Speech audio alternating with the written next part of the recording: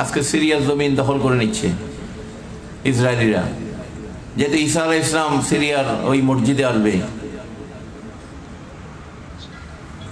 নাসারারা খ্রিস্টানরা ইহুদিদের মাধ্যমে এই সিরিয়া দখল করে তারা এটাকে নিজেদের নিয়ন্ত্রণে নিয়ে যেতে চায়।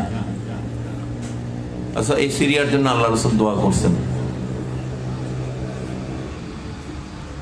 আল্লাহুম্মা বারিক লানা ফি শামানা ফি ইয়ামানা। আল্লাহ রাসূল দোয়া করে গেছে এই সিরিয়ার জমিনে 40 জন, কিয়ামতের আগ পর্যন্ত 40 জন গাউস কুতুব আবদাল থাকবে দায়িত্বে। সুবহানাল্লাহ বলেন। আল্লাহর পক্ষ থেকে এখানে তারা আসবে, একজন মারা গেলে আরেকজনকে আল্লাহ দায়িত্ব দিবে, আরেকজন মারা গেলে আরেকজনকে দায়িত্ব দিবে। কিয়ামত পর্যন্ত কিন্তু এই সিরিয়ার জমিনে আল্লাহওয়ালারা, আল্লাহর কতগুলা বান্দা থাকবে। সুবহানাল্লাহ বলেন। দাজ্জাল পৃথিবীর সব জায়গায় ঢুকতে পারবে, এমনকি মক্কা মুআজ্জামাও ঢুকে যাবে, শুধুমাত্র মদিনা শরীফ ব্যতীত।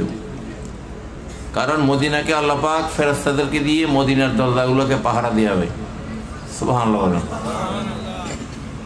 আল্লাহ রসুলের এই শাহিদ হওয়ার জায়গা ওই দিন দাজ্জাল থেকে মুক্ত থাকবে। সুবহানাল্লাহ বলেন।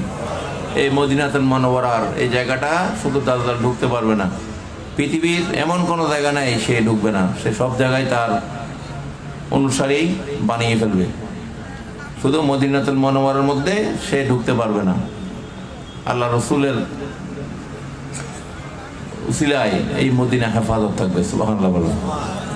মদিনার যে বড় বড় গেটগুলো আছে বাহিরের শহরের ঢুকার, সেই গেটগুলোতে আল্লাহ অগণিত ফেরেশতাদেরকে পাহারা বসাবে। সুবহানাল্লাহ বলেন।